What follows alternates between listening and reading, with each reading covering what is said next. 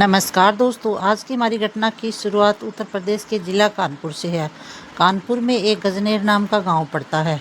उस गांव का रहने वाला होता है विशाल कुमार। विशाल कुमार पेशे से एक नाई होता है। विशाल कुमार की गांव में एक छोटी सी बाल काटने की दुकान होती है, लेकिन उससे उसकी ज़्यादा कोई अच्छी खासी कमाई नहीं होती है। ज़्यादातर लोग उसको उधार में बाल कटवा कर चले जाते हैं।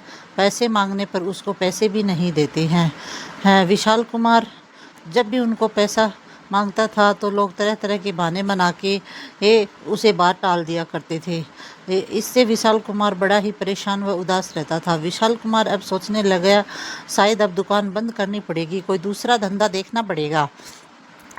अब विशाल कुमार दुकान बंद करने के बारे में सोच ही रहा था। विशाल कुमार के परिवार में उसकी धर्मपत्नी अनीता देवी होती है। अनीता देवी देखने में खूबसूरत महिला होती है। गांव का जो भी व्यक्ति अनीता देवी को बस देखता था तो देखता ही रह जाता था।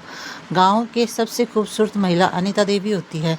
अनीता देवी के अंदर दो ही कन्या थी। वह पैसों की बड़ी लालची महिला थी और पैसों के लिए वह हर हर हर कहीं पे भी फिसल जाया करती थी। अनीता देवी की दूसरी बड़ी कमजोरी थी गैर मर्दों से अपने बिस्तर तक ले जाना। जब भी अनीता देवी गैर मर्दों को देखती थी तो उन पर बहुत ज़्यादा आकर्षित हो जाती थी। पर अब विशाल कुमार के परिवार बहुत ज़्यादा ही गरीब था। अपनी गरीबी को दूर करने के लिए विशाल कुमार सोचने लगा कि कोई दूसरा धंधा देख लेते हैं। इस तरीके से विशाल कुमार लगातार दूसरे धंधे की तलाश में इधर उधर घूम रहा था। लेकिन उसको कोई काम धंधा नहीं मिल रहा था। इसी तरीके से कई दिनों का वक्त गुजर जाता है। एक तारीख आती है 1 जून 2026 की। सुबह के करीब 8 बजे का टाइम होता है। विशाल कुमार खाना खाने के बाद अपनी दुकान के कामकाज के लिए चला जाता है, जबकि विशाल कुमार की पत्नी अनीता देवी घर में अकेले रह के घर का कामकाज करती है। अनीता देवी अपने मन में सोचती है कि आजकल मेरा पति काफ़ी परेशान रहता है, क्योंकि हमारे घर में काफ़ी गरीबी है और ना तो मेरा पति अपनी ज़रूरतों को पूरी कर पाता है और ना ही वह मेरी ज़रूरतों को पूरा कर पाता है। अब ऐसी ऐसी बातें अनीता देवी अपने मन में सोच रही थी। उसी समय अनीता के घर के दरवाजे पर दस्तक होती है और जैसे ही अनीता दरवाज़ा खोलती है तो देखती है कि उसके ठीक सामने उसकी पड़ोसन रीतू खड़ी है। रीतू वो अनीता को देख के बोली, अनीता मैं आपके घर आ रही हूँ। रीतू बोली कि आ जाओ। अंदर दोनों बैठ के बातचीत करना शुरू कर देती है। रीतू देवी एक ऐसी महिला होती है जो चाल चलन और चरित्र की अच्छी नहीं होती। वह गैर मर्दों के साथ अपनी रातें रंगीन किया करती थी रीतू देवी। और फिर रीतू देवी और अनीता देवी दोनों घर के अंदर बैठे बातें कर रही थी तो अनीता देवी की नज़र उसके गले पे पड़ जाती है। गले में रीतू ने एक सोने की चैन और एक सोने का मंगलसूत्र पहन रखा था और जैसे ही उसकी नज़र हाथ पे जाती तो हाथ में 4 सोने की अंगूठियाँ और एक स्मार्टफोन दिखाई देता है। तब अनीता देवी सोचती है कि इसका पति ही तो एक सरपंच के एक जमींदार सरपंच के खेत में कामकाज करता है, इसके पास इतना सारा ये सब कहाँ से आया। वह मन में सोचने लगती है। फिर वह रीतू से पूछ ही लेती है कि तुम्हारा पति ये तो मजदूरी ही करता है, तुम्हारे पास ये सब कहाँ से आए। रीतू प्लीज़ मेरे को भी बताओ आप। ये ऐसे बातें अनीता देवी रीतू से कहती है। तब रीतू कहने लगती है कि ये गहने और ये फ़ोन सब मैंने इसी फ़ोन से ही कमाए हैं। तब पूछती है कि ये कैसे कमाए। मेरे पास भी इसी फ़ोन से सभी चीज़ें आई हैं। रीतू देवी फिर अनीता को ये बात कहती है। अनीता जैसे ही ये इस मोबाइल फ़ोन के बारे में ये सुनती है और तब अचानक से चौंक जाती है। वह कहती है कि रीतू देवी कहती है कि मैं गांव के अमीर लोगों के फ़ोन नंबर इकट्ठा करती हूं और उनसे और रात को उन पे वीडियो कॉल करके अपने कपड़े उतार देती हूं और कपड़े उतारने के बाद अपने बदन दिखाती हूँ और उनसे पैसे लेती हूँ। फिर उनके साथ मैं अपनी रातें रंगीन करके भी पैसे लेती हूँ। ये सब बातें सुन के अनीता देवी चौंक जाती है। सोचने लगती है कि ये तो वो सबसे अच्छा काम है और अगर मेरे पास भी स्मार्टफोन होता तो हमारे घर की भी गरीबी दूर हो जाती। इसी तरीके से अब अनीता सोचने लगती है कि कैसे तैसे करके मेरे को भी एक स्मार्टफोन लेना ही पड़ेगा। फिर अनीता देवी और रीतू कुछ बातें करती हैं। इसके बाद रीतू अपने घर चली जाती है। शाम के करीब 6 बजे के आसपास का टाइम होता है। अनीता अपने घर के कामकाज कर रही थी तो उसी समय उसका पति विशाल कुमार घर पे आ जाता है और अनीता आज से कहता है कि अनीता मेरे को चाय बना दो, मेरे को चाय पीनी है। अनीता देवी अपने पति विशाल के लिए चाय बना कर लाती है और कहने लगती है कि मेरे पास एक छोटा सा बटन वाला कीपैड वाला फ़ोन है और मैं चाहती कि मुझे एक स्मार्टफ़ोन मिल जाए, क्योंकि मैं घर में सारा दिन कामकाज करती हूँ, थक जाती हूँ। इसके बाद खाली समय होता है, उसमें मैं स्मार्टफ़ोन से मेरा समय कट जाएगा। जैसे ही विशाल कुमार ये बात सुनता है तो गुस्सा आ जाता है। विशाल कुमार कहने लगता है कि मैं भी तो कीपैड वाला बटन वाला फ़ोन ही तो चलाता हूँ, मेरे पास कहाँ से ये स्मार्टफ़ोन है और न ही मैं तुम्हारे लिए ला के दूँगा। मेरी इतनी कमाई नहीं होती कि मैं तुम्हें स्मार्टफ़ोन ख़रीद के दे दूँ। मैं एक गरीब व्यक्ति हूँ, मैं मेहनत मजदूरी करके घर का गुजारा ही बहुत मुश्किल से चला पाता हूँ। ये बातें विशाल कुमार अपनी पत्नी को कहता है। बस अनीता देवी अब समझ जाती है कि जैसे तैसे करके उसको खुद को ही स्मार्टफ़ोन लेना पड़ेगा।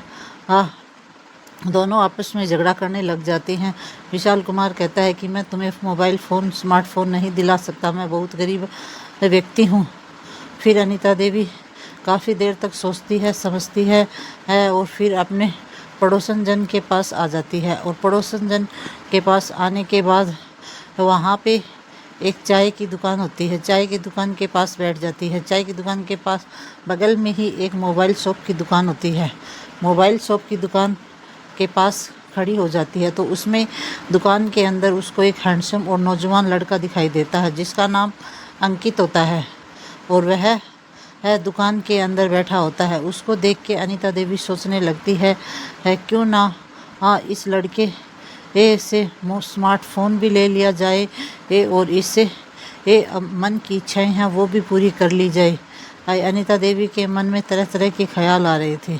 तब वह दुकान के अंदर 2-4 व्यक्ति और खड़े थे। उनके जाने के बाद जैसे ही वह दुकान के अंदर घुस जाती है, घुस जाने के बाद वह उस लड़के के पास बैठ जाती है और लड़के का नाम अंकित होता है।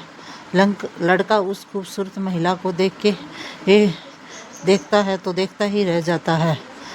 अंकित भी एक ऐसा लड़का होता है जो गैर महिलाओं में ज़्यादा ही दिलचस्पी रखता है और वह उस महिला को देखते ही वह महिला उसको काफ़ी पसंद आ जाती है, क्योंकि अनीता देवी एक खूबसूरत महिला होती है और फिर अंकित के मन में भी उसके साथ रातें रंगीन करने के ख्याल आ जाते हैं। अब जैसे ही वह औरत अनीता देवी होती है, वह दुकान पर मोबाइल फ़ोन के बारे में सोचती है और अंकित को कहती है कि मुझे एक स्मार्टफ़ोन चाहिए। अंकित कहता है कि हाँ भाभी जी, स्मार्टफ़ोन मिल जाएगा। फिर अनीता देवी कहती कि मेरे पास पैसे नहीं हैं। फिर अंकित कहता है कि है ना, पैसे नहीं हैं तो आप भाभी फ़िक्र मत करो, मैं आपके लिए एक स्मार्टफ़ोन की व्यवस्था ज़रूर करूँगा।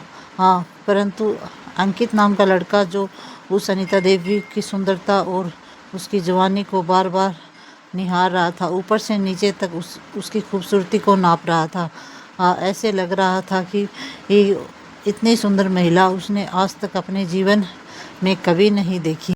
उसी समय अंकित कहता है कि भाभी जी, ये आपको क्या चाहिए? तब वह कहती है कि मुझे स्मार्टफ़ोन चाहिए। फिर वह कहता है कि आपकी दुकान का एक स्मार्टफ़ोन मिल जाएगा क्या मुझे? मेरे पास पैसे नहीं हैं। फिर अंकित कहता है कि नहीं, मैं उधारी में नहीं करता, उधार में मोबाइल नहीं दे सकता आपको। फिर अनीता देवी कहने लगती है कि देखो अंकित, तुम जो भी कहोगे मैं तुम्हारी सारी ज़रूरतों को पूरा करूँगी, सिर्फ तुम चाहो तो मुझे एक स्मार्टफ़ोन दे दो। आज रात तुम मुझे जहाँ बुलाओगे मैं वहीं आ जाऊँगी। ये बात सुनता है अंकित तो उसका माथा ठनक जाता है और अंकित सोचने लगता है कि इससे खूबसूरत महिला मैंने आज तक नहीं देखी, इस महिला को हासिल करने में ही फ़ायदा है। उसी समय अंकित कहने लगता है अगर ऐसी बात है तो भाभी जी, आज रात आप मेरे घर आ जाना, क्योंकि मेरे माताजी पिताजी, मेरे मामा जी की तबीयत ख़राब है, वहीं पर गए हुए हैं। उसी समय अनीता देवी कहने लगती है कि हाँ, मैं आज रात 11 बजे के आसपास आपके घर आ जाऊंगी। तुम घर पे मोबाइल फ़ोन लेकर तैयार रहना। उसी समय लड़का अंकित कहता है ठीक है, तुम मेरे घर पे आ जाओगी, इसके बाद मैं तुम्हें मोबाइल फ़ोन ज़रूर दे दूँगा। अब इसके बाद अनीता देवी का मन शांत हो जाता है और दुकान से बाहर निकलती है है और सीधे अपने घर आ जाती है। और रात के करीब 10 बजे के आसपास का वक्त होता है। अनीता देवी का पति विशाल कुमार शराब पी के घर में आता है और विशाल कुमार घर पहुंचता है और अपनी पत्नी से लड़ाई झगड़ा करना शुरू कर देता है। लेकिन लड़ाई झगड़ा करने के बाद विशाल कुमार कमरे के अंदर जाके गहरी नींद में सो जाता है और विशाल कुमार गहरी नींद में सो जाने के बाद रात के करीब 10:30 बजे के आसपास अनीता देवी अपने घर से बाहर निकलती है और दबे पाँव अंकित के घर की तरफ चली जाती है। जैसे ही अंकित के घर के दरवाजे के पास जाती है तो अंकित दरवाज़ा खोलता है। अंकित देखता है कि सामने खूबसूरत महिला अनीता देवी खड़ी होती है। इसके बाद अंकित उस महिला को घर के अंदर बुलाता है और अंदर का दरवाज़ा बंद कर देता है। फिर अनीता देवी अंकित को कहने लगती है कि मेरा मोबाइल फ़ोन कहाँ है। तभी लड़का अंकित एक बहुत ही महंगा स्मार्टफोन उस महिला को दिखाता है और कहने लगता है कि मैं तुम्हारे लिए सबसे अच्छा महंगा फ़ोन खरीद कर लाया हूँ। अनीता देवी का पहला सपना पूरा हो जाता है। इसके बाद अनीता देवी कहने लगती है कि चलो जल्दी से अपना काम ख़त्म करो और स्मार्टफोन मुझे दो। लड़का अंकित उसी समय इस महिला अनीता देवी को अपने कमरे में ले जाता है। इसके बाद अनीता देवी और अंकित की रजामंदी से गलत रिश्ते कायम होते हैं। ये दोनों मिलकर अपनी अपनी इच्छाओं को व अपनी अपनी ज़रूरतों को पूरा करने लग जाते हैं और जैसे ही इन दोनों का गंदा काम ख़त्म हो जाता है उसी समय अनीता देवी कहती है कि मुझे स्मार्टफोन चाहिए। अब इसके बाद लड़का अंकित उसी समय इस महिला को स्मार्टफोन दे देता है। महिला स्मार्टफोन और फ़ोन लेकर और उसी समय अंकित के घर से बाहर निकलती है और अपने घर की तरफ आ जाती है। छिपते छिपाते अपने घर की तरफ आ जाती है। इसी समय रात गुजर जाती है। अगला दिन हो जाता है। सुबह के करीब 9 बजे का टाइम होता है। विशाल कुमार की आंखें खुलती है। विशाल कुमार कहने लगता है कि आज से मैं दुकान पे बिल्कुल भी नहीं जाऊंगा, मैं किसी कारखाने में काम करना शुरू करूंगा। उसी समय अनीता देवी अपने पति को समझाना शुरू करती है और कहती है कि एक कारखाना ही ऐसा है कि वहाँ पे कुछ अच्छा कामकाज आपको मिल जाएगा। इसके बाद उसका पति विशाल कहने लगता है कि मैं आज ही कारखाने के मालिक से मिलता हूँ। अगर मुझे कारखाने में काम मिल जाता है तो फिर मैं कारखाने में ही काम करना शुरू कर दूँगा। बस यह 2-4 बातें करने के बाद विशाल कुमार घर से बाहर निकलता है और कारखाने के मालिक से मिलने के लिए चला जाता है। जैसे ही आधे घंटे का वक्त गुजर जाता है दूसरी तरफ गांव का सरपंच उदय सिंह होता है। वह घर से बाहर निकलता है और गांव का सरपंच उदय सिंह होता है वह औरतों का बड़ा ही शौकीन होता है। खूबसूरत महिलाओं और सुंदर महिलाओं के साथ रातें रंगीन करने का काम होता है।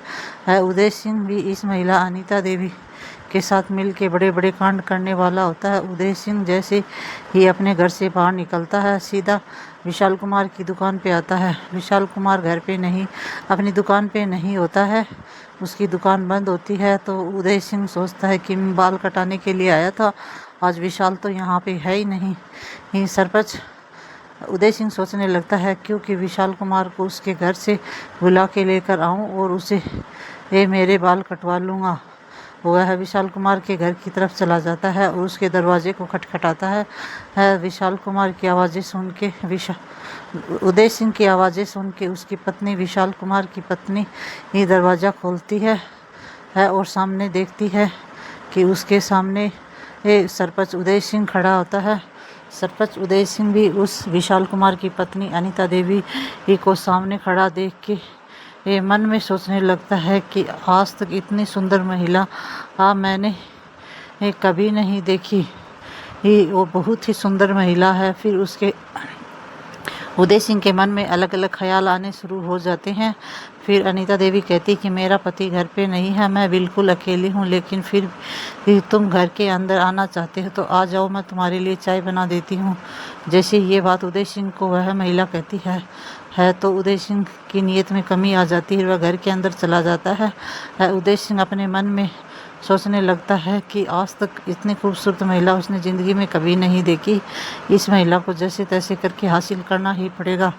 उदय सिंह सरपंच इस महिला के घर के अंदर बैठा होता है। दूसरी तरफ अनीता देवी सरपंच के लिए चाय बना कर लेके आती है। जैसे ही चाय बनाकर सरपंच को दी जाती है तो सरपंच उस अनीता देवी का हाथ पकड़ लेता है। हाथ पकड़ने के बाद अनीता देवी कुछ भी विरोध नहीं करती है तो सरपंच की नीयत में और सरपंच की हिम्मत और ज़्यादा बढ़ जाती है और सरपंच कहने लगता है कि अनीता देवी, तुम्हारे घर में ज़्यादा ही गरीबी है, तुम्हारा पति बहुत ही कम पैसे कमाता है, तुम चाहो तो मैं तुम्हारी गरीबी दूर कर सकता हूँ। तुम्हें मेरे साथ रातें रंगीन करनी होगी, मैं तुम्हें माला माल कर दूंगा। अनीता देवी सरपंच की बातें सुन के ये कहती है कि तुम फिक्र मत करो सरपंच जी, दिन भर मेरा पति घर से बाहर रहता है, उसी समय मैं तुम्हें घर बुला लूँगी। लेकिन सरपंच साहब कहने लगता है कि मुझे तुम्हारे साथ बहुत जल्दी ही वक्त गुजारना है। उसी समय अनीता देवी कहने लगती है कि तुम मुझे अपना मोबाइल फ़ोन नंबर दे दो, मैं तुम्हारी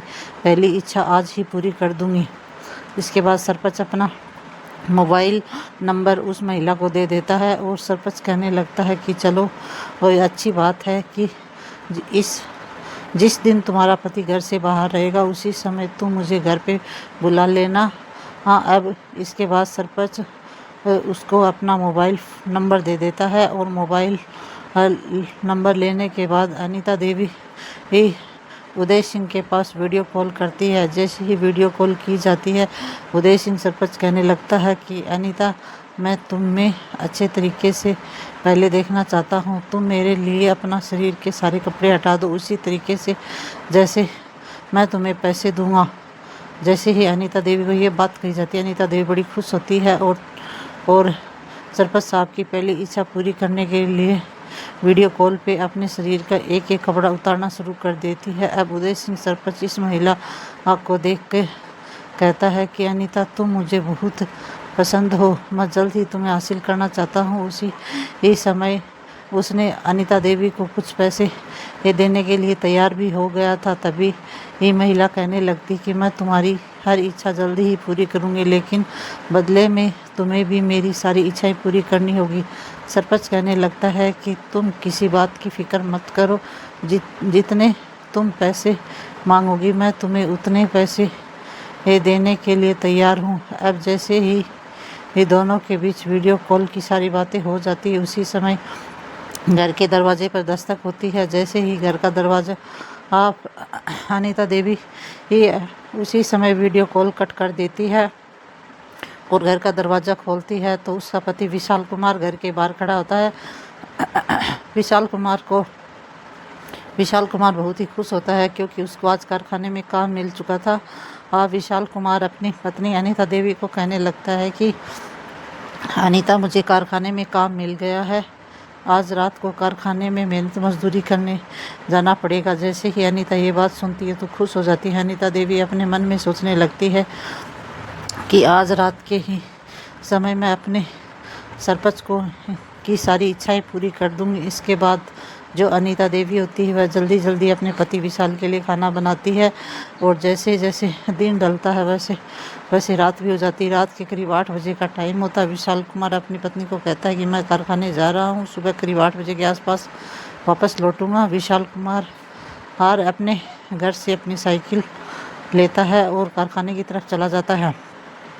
तकरीबन 2 घंटे का वक्त गुजर जाने के बाद रात के करीब 10 बजे का टाइम होता है। अनीता देवी होती हुआ मोबाइल फ़ोन निकालती है और उदय सिंह सरपंच को पास वीडियो कॉल करती है। वीडियो कॉल में कहने लगती है कि रास्ता बिल्कुल साफ़ है, मेरा पति आज घर पर नहीं है, मेरे पति कारखाने में मजदूरी करने गया है, तुम मेरे घर पर आ जाओ।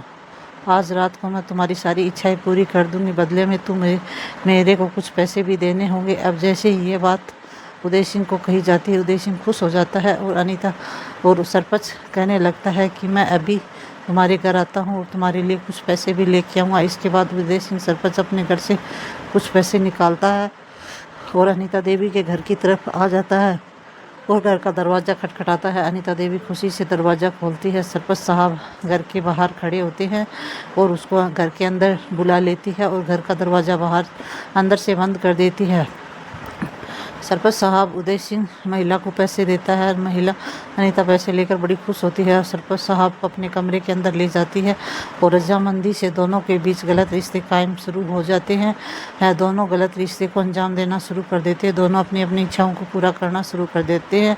दोनों की जैसे ही इच्छाएं पूरी हो जाती हैं, सरपंच उदय सिंह कहने लगता है कि अब तो जब भी मेरा मन करेगा मैं तुम्हारे घर आ जाया करूँगा। जब भी मेरा मन करेगा मैं तुम्हारे पास वीडियो कॉल कर लूँगा और फ़ोन के माध्यम से मैं तुम्हारे साथ बातचीत भी करता रहूँगा।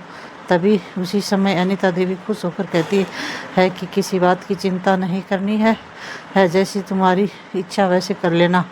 इसके बाद सरपंच उदय सिंह उसको पैसे देने के बाद रात के करीब 1 बजे के आसपास उसके घर से बाहर निकलता है और अपने घर की ओर चला जाता है। इसी तरीके से अनीता देवी ने एक फ़ोन के माध्यम से ही गांव के सरपंच को अपने जाल में फंसा लिया था, लेकिन आगे चलकर यह महिला अनीता देवी भयानक कांड करने वाली होती है। इसी तरीके से कुछ दिनों का वक्त गुजर जाता है।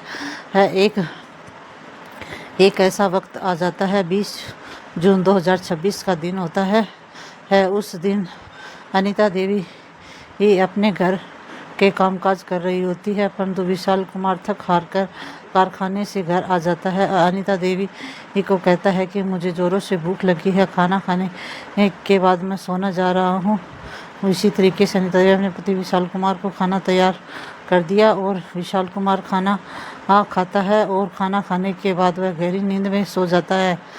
अनीता देवी अपने कामकाज ख़त्म करती है और कामकाज ख़त्म करने के बाद अनीता देवी देखती है कि उसका पति गहरी नींद में सो गया। अनीता को ख्याल आता है कि इसी गांव का दूसरा एक धनी व्यक्ति है जिसका नाम सुभाष सुनार है। क्यों ना सुभाष सुनार की दुकान पे जाया जाए और कुछ गहने खरीद लिए जाएं। ये सुभाष सुनार की दुकान पे अनीता देवी चली जाती है। सुभाष सुनार भी एक ऐसा व्यक्ति होता है जो महिलाओं का बड़ा ही शौकीन होता है। सुभाष सुनार के पास जाने के बाद अनीता देवी कहती है कि साहब मुझे एक सोने की अंगूठी और एक सोने की चैन चाहिए, मेरे पास पैसे नहीं हैं। परंतु सुभाष सुनार उसको मना कर देता है और कहने लगता है कि मैं उधार में कुछ भी नहीं देता हूँ और तुम्हें पैसे देने होंगे फिर ही मैं तुम्हें सोने की अंगूठी व चैन दूंगा। हाँ, फिर अनीता देवी कहने लगती है कि आपको वो जो भी चीज़ चाहिए, आपकी जो भी ज़रूरत है मैं वो सब पूरी कर दूँगी, परंतु आपको मेरे को ये सब देना होगा। हाँ, परंतु इसके बाद सुभाष सुनार की नीयत में कमी आ जाती है। वह कहता है कि आप अपने घर जाओ और मैं आपको आपके बारे में जो भी सोचूंगा सोच समझ के आपको सोने की अंगूठी व चैन दूंगा। इसके बाद अनीता देवी सोचती है कि मुझे तुम्हारे मोबाइल नंबर दे दो वो मैं उसके बाद आपको अपने आप मेरे घर सोने की अंगूठी और चैन लेके आओगे। इसके बाद अनीता देवी सुभाष सुनार के मोबाइल नंबर ले लेती है और अपने घर की तरफ आ जाती है। घर की तरफ आने के बाद वह रात के करीब 9:30 बजे का टाइम होता है। उसका पति कारखाने से आता है। आके खाना खाने के बाद विशाल कुमार गहरी नींद में सो जाता है। सो जाने के रात के तकरीबन 10:30 बजे का टाइम होता है और अनीता देवी अपना मोबाइल निकालती है और सुभाष सुनार के पास वीडियो कॉल करती है। वीडियो कॉल करने के बाद वह सुभाष सुनार से मीठी मीठी बातें करना शुरू कर देती है। बातें करने के बाद वह सुभाष सुनार कहता है कि मैं तुम्हारा सब कुछ देखना चाहता हूँ, इसलिए फिर वह अपने शरीर से एक एक कपड़ा हटाना शुरू कर देती है। हटाने के बाद सुभाष सुनार मन में सोचता है कि इतनी खूबसूरत महिला आज तक मैंने मेरे जीवन में कभी नहीं देखी, इस महिला को हासिल करना ही चाहिए। फिर वह उस अनीता देवी को कहता है कि मैं तुमसे मिलना चाहता हूँ, तुम्हारे साथ रातें रंगीन करना चाहता हूँ। फिर अनीता देवी कहती है कि तुम फिक्र मत करो, तुम मेरे लिए एक सोने की चैन और अंगूठी ला के देना, फिर मैं तुम्हें जो समय बताऊँगी उस पर तुम मेरे पास आ जाना। इसके बाद अनीता देवी अपना वीडियो फ़ोन कॉल कट कर देती है और अगले दिन का इंतज़ार करती है। सुबह के तकरीबन 9 बजे का टाइम होता है। उसका पति विशाल कुमार कहता है कि मुझे अभी काम पे जाना है, मेरे लिए टिफ़िन तैयार कर दो। तब अनीता देवी जल्दी अपने घर के कामकाज में व्यस्त हो जाती है और विशाल कुमार के लिए टिफ़िन तैयार कर देती। विशाल कुमार अपनी साइकिल लेके कारखाने की तरफ चला जाता है। इसके बाद फिर अनीता देवी उस सुभाष सुनार के पास कॉल करती कि अभी मेरा पति कारखाने की तरफ मजदूरी करने के लिए चला गया है। अब तुम चाहो तो वो रास्ता साफ है, मेरे घर की तरफ आ जाओ। इतना कहते ही सुभाष सुनार अपनी मोटरसाइकिल उठाता है और अनीता देवी के घर की तरफ चल पड़ता है। अनीता देवी के घर के दरवाजे पर दस्तक देता है। अनीता देवी ये दस्तक देने के बाद अनीता देवी घर का दरवाज़ा खोलती है। दरवाज़ा खोलने के बाद सुभाष सुनार घर के अंदर आ जाता है। घर के अंदर आने के बाद अनीता देवी घर का दरवाज़ा अंदर से बंद कर लेती है और फिर अनीता देवी कहती है कि सोने की अंगूठी और सोने की चैन लेके आए हो क्या? सुभाष सुनार बड़ी ही खुशी से कहता है कि तुम्हें किस बात की फ़िक्र मत करो अनीता, मैं तुम्हारे लिए एक सोने की अंगूठी और एक सोने की चैन लेके आया हूँ। तब सुभाष सुनार सोने की अंगूठी और सोने की चैन अनीता देवी के हाथ में दे देती है। अनीता देवी उसे देख के बड़ी ही खुश होती है। फिर सुभाष सुनार कहता है कि चलो अपना काम ख़त्म करते हैं अब।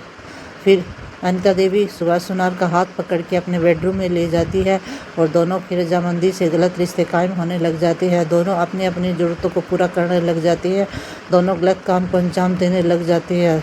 दोनों की जब तक इच्छाएं पूरी नहीं होती तब तक वह दोनों गलत काम को अंजाम दे देते हैं। और जब दोनों की इच्छाएं ख़त्म हो जाती हैं तो अनीता देवी कहती है कि मुझे कुछ पैसों की ज़रूरत भी है। अब आप मेरे लिए अगली बार आओ तो कुछ पैसे भी ही लेके आना। सुभाष सुनार कहता है कि अनीता तुम फिक्र मत करो, तुम्हारे घर की में बहुत ज़्यादा गरीबी है, मैं तुम्हारी गरीबी ज़रूर दूर करूँगा। इसके बाद सुभाष सुनार घर से बाहर निकलता है और अपने घर की तरफ चला जाता है। फिर अनीता देवी होती है वह अपने घर के कामकाज में व्यस्त हो जाती है। ऐसे ही एक तारीख आती है 25 जून 2026 का दिन होता है। उस दिन विशाल कुमार सुबह सुबह तैयार होकर अपना टिफ़िन लेके कारखाने में काम के लिए चला जाता है। उसी दिन सरपंच उदय के मन में ख्याल आता है क्यों ना आज अनीता देवी के साथ वक्त गुजारा जाए। और उसी दिन उस सुभाष सुनार के मन में भी आता है कि आज अनीता देवी को वीडियो कॉल की जाए। तब दोनों मिल के अनीता देवी के घर के दरवाजे की तरफ आ जाते हैं। घर के दरवाजे की तरफ आने के बाद अनीता देवी घर का दरवाज़ा खोलता है और दोनों को अंदर कर लेती है। दोनों अंदर आने के बाद पूरा दिन बैठ के शराब पीते हैं। शराब पीने के बाद दोनों को काफ़ी नशा हो जाता है। काफ़ी नशा होने के बाद सरपंच उदय सिंह अनीता देवी के कमरे में चला जाता है और इतने में ही बाहर से अनीता देवी का पति विशाल तबीयत ख़राब होने के कारण आज कारखाने से जल्दी घर लौट आता है। घर का दरवाज़ा खटखटाता है परंतु अनीता देवी घर का दरवाज़ा नहीं खोलती है। फिर विशाल कुमार घर का दरवाज़ा तोड़ के अंदर आता है तो देखता है कि घर के अंदर सुभाष सुनार शराब पी रहा है। फिर अपने कमरे में जाके देखता है तो आपत्तिजनक स्थिति में सरपंच उदय सिंह और उसकी पत्नी अनीता देवी ही बेडरूम में पड़े हुए हैं। तब उसे देख के उसके पति विशाल कुमार को बहुत ज़्यादा गुस्सा आ जाता है। गुस्सा आने के बाद विशाल कुमार इधर उधर अपने घर में हथियार ढूंढने लग जाता है। हथियार ढूंढते ढूंढते उसको घर के कोने में एक बड़ी सी लकड़ी का डंडा दिखाई देता है। 2-3 डंडे से वार उसने उदय सिंह के सिर पे किए। फिर अपने रसोई घर में जाता है और धारदार चाकू उठाता है और चाकू उठाने के बाद 1-2 बार उस सरपंच उदय सिंह के ऊपर करता है और 2-3 बार उस अपनी पत्नी अनीता देवी के करता है और सुभाष सुनार जैसे तैसे भागने में कामयाब हो जाता है और दोनों की मौके पर मौत हो जाती है। इसके बाद उसका पति विशाल कुमार थाने में जाके अपने आप को सरेंडर कर देता है। कहता है कि मैंने अपनी पत्नी और उसके प्रेमी सरपंच उदय सिंह की हत्या कर दी है और आप उन दोनों की बॉडी मेरे घर पे पड़ी है। तब पुलिस मौके पर पहुंचती है और दोनों के शव को अपने कब्जे में करती है। भविष्य के गर्भ में ये बात छिपी होती है कि जज साहब विशाल कुमार को क्या सज़ा सुनाएंगे, विशाल कुमार ने क्या सही किया या गलत किया, आप कमेंट बॉक्स में ज़रूर बताना। तो दोस्तों, ये कहानी सुनाने का पीछे उद्देश्य मेरे किसी की भावनाओं को ठेस पहुंचाना नहीं है, न ही किसी को दिल को आहत करना, बल्कि आप सभी को सचेत करना, जागरूक करना है। तो दोस्तों, आपको ये कहानी कैसी लगी आप कमेंट बॉक्स में ज़रूर बताना। मिलते हैं एक और नई कहानी के साथ, तब तक अपना और अपने परिवार का ख्याल रखना। राधे राधे दोस्तों, जय श्री कृष्णा।